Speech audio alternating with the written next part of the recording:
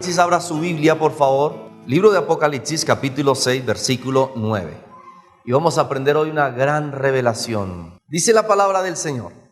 Y leemos en el nombre del Padre, del Hijo y del Espíritu Santo. Amén, amén y amén.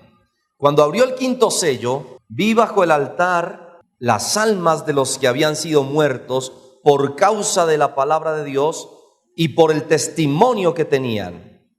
Y clamaban a gran voz diciendo: ¿hasta cuándo, Señor santo y verdadero, no juzgas y vengas nuestra sangre en los que moran en la tierra?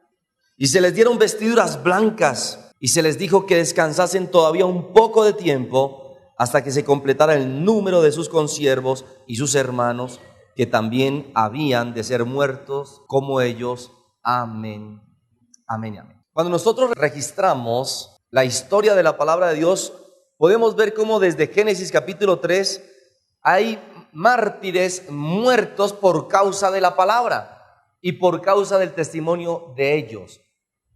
Nosotros podemos observar aquí lo que está diciendo la palabra de Dios, que no fueron muertos por lo que ellos eran y aún ni por lo que ellos decían, aunque fue real y verdadero, sino por lo que ellos tenían. ¿Cuántos están aquí? Lea conmigo, por favor. Cuando abrió el quinto sello, vi bajo el altar las almas de los que habían sido muertos por causa de la palabra de Dios y por el testimonio que tenían, y clamaban a gran voz. Mira que cuando se refiere al testimonio que tenían, no está hablando, repito, de lo que ellos expresaban y hablaban porque la Biblia ya lo está diciendo, sino porque ellos tenían dentro de sí un conocimiento profundo de quién es Dios, un conocimiento profundo de quién es Cristo y un conocimiento profundo del Espíritu Santo. Y por causa del testimonio que tienen dentro de sí, diga conmigo, redención, ellos fueron asesinados. Muchos cristianos a través de los tiempos han sido asesinados. Y si tú alguna vez has leído la historia del profeta Jeremías, tú puedes entender cómo fue muerto entre el altar y el templo, porque él daba testimonio y estaba exhortando al pueblo, y el pueblo no quería entender que ellos debían de cambiar de vida. El testimonio que ellos tenían lo tenían por revelación del Espíritu Santo. ¿Cuántos están aquí?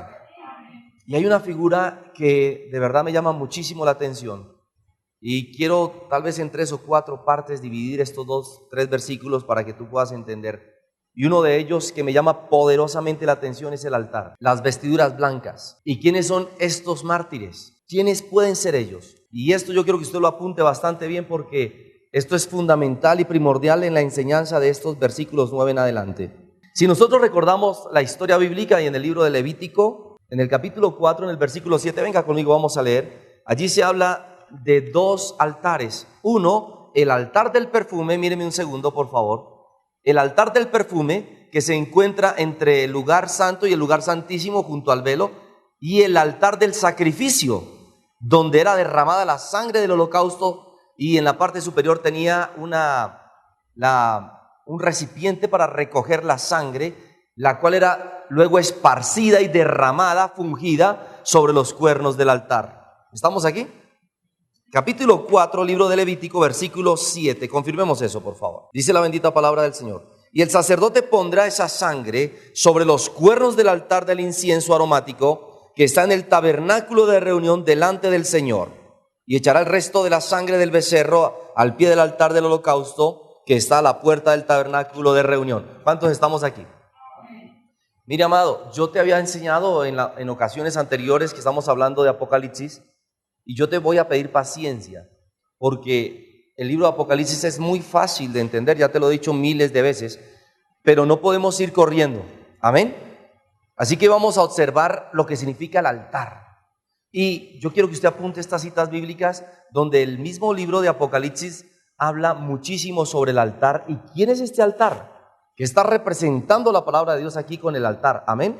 Apunte estas citas, por favor. Yo quiero que tú en casa las estudies. Y aquí vamos a tomarnos el tiempo de leer 2 o 3 versículos al respecto. Nosotros encontramos en el capítulo 8 del libro de Apocalipsis, después del versículo 3, referencias puntuales al altar. ¿Y por qué te las digo? Porque yo necesito que tú sepas qué significa. En el capítulo 5, versículos 9 al 13. En el capítulo 11, versículos 1. En el capítulo 14, versículo 18. En el capítulo 16, versículo 7. Así que volvamos por favor a leer aquí en el capítulo 6, versículo 9. Cuando abrió el quinto sello, vi bajo el altar las almas de los que habían sido muertos por causa de la palabra de Dios y por el testimonio que tenían. Nosotros recordamos que nuestro amado Señor Jesucristo fue el Cordero inmolado. Amén. Fue el Cordero. Cuando se habla de Cordero inmolado, lo podemos ver en el capítulo 5. Venga por favor conmigo. Podemos encontrar cómo el Señor Jesucristo es presentado aquí como este altar, como este Cordero inmolado, como este Cordero que dio hasta su última gota de sangre por nosotros. Amén. Venga por favor, versículo 1 del capítulo 5, versículo 6 mejor. Y miré y vi en medio del trono de los 4 seres vivientes y en medio de los ancianos estaba en pie un cordero como inmolado que tenía 7 cuernos y 7 ojos, los cuales son los 7 espíritus de Dios enviados por toda la tierra. Este cordero inmolado fue puesto sobre el altar sobre el cual se ponían los animales que iban para el sacrificio, y luego la sangre de estos animales sacrificados era derramada, repito, sobre los cuernos también del arca del pacto, de la ofrenda, sobre el mismo altar.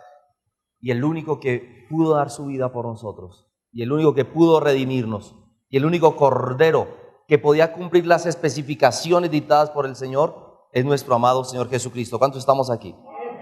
Nosotros recordamos, por ejemplo, en el libro de Génesis, capítulo 9, versículo 4 y versículos subsiguientes, y en el libro de Levítico, capítulo 17, versículo 11, cómo la sangre es un tipo de redención y es la única que puede hacer expiación por los pecados. Amén. Pero lo que tenemos nosotros que entender es que la única sangre que nos puede redimir y que nos redimió, de hecho, es la sangre de Cristo. Amén. La sangre que fue derramada y la sangre que gime y habla por nosotros. Amén. Nosotros tenemos que recordar cómo en Génesis capítulo 4, el mismo Señor dice que la sangre de Abel habla desde la tierra. Aló. Y nosotros tenemos que entender que en Hebreos capítulo 11, versículo 4, el mismo Señor da testimonio por esa ofrenda y por esa sangre. Amén. ¿Por qué le estoy enseñando esto? Porque nosotros como cristianos tenemos que tener claro algo, que el único sacrificio que puede existir en el mundo es la sangre de nuestro Señor Jesucristo. Y esa sangre mezclada con nuestro arrepentimiento y con las oraciones de los santos es la que nos da la vida eterna y la entrada al cielo. Amén. Pero nosotros hemos dejado atrás el entendimiento de lo que significa la sangre de Cristo, nuestra oración y la importancia de nuestra intercesión por todos los hermanos en todo el mundo.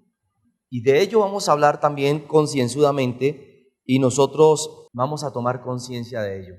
Hay una palabra del griego que me llama poderosamente la atención cuando el Señor se refiere, cuando ellos dicen, por ejemplo, aquí en el capítulo 6, versículo 9, vi bajo el altar las almas de los que habían sido muertos por causa de la palabra de Dios y por el testimonio que tenían. Ese testimonio es el testimonio que nosotros debemos de tener todos los días de nuestra vida. Aló.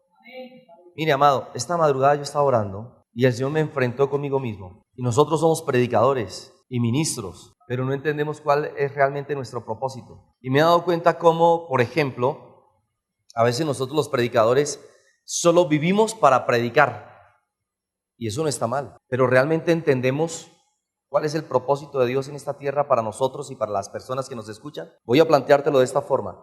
¿Tú conoces el propósito de Dios para tu vida y para tu familia y para la persona que te rodea, no solamente porque tú eres cristiano? Voy a expresarla de otra forma porque fue que Dios me enfrentó conmigo mismo. ¿Realmente nosotros tenemos conciencia de qué es nuestra vida? ¿Sabe que los cristianos no tenemos conciencia a veces de eso? Un cristiano no sabe por qué vive. Un cristiano cree que vive para vivir. Un cristiano no sabe para qué vive. Y realmente no entiende el propósito de Dios en su vida.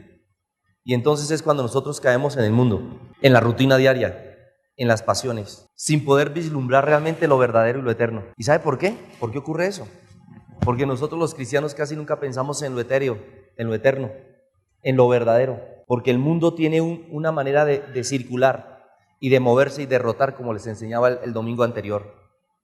El mundo tiene una manera de moverse que está impidiendo que el cristiano pueda apreciar la manera como el cielo y como el eterno se mueve en la tierra. Nosotros no sabemos realmente Muchas personas no saben para qué fueron creadas y solamente se preocupan por la circunstancia y la situación que están viviendo en este momento o en el momento de la tribulación o de la prueba. No saben para qué viene una prueba, ni siquiera saben si van a salir de la prueba. Inconsciencia de lo que Dios les ha dado durante toda su vida, pues de cada prueba que han salido, Dios los ha sacado. Inconsciencia de Dios, pues cada minuto de su vida ha estado regido por fundamentos etéreos.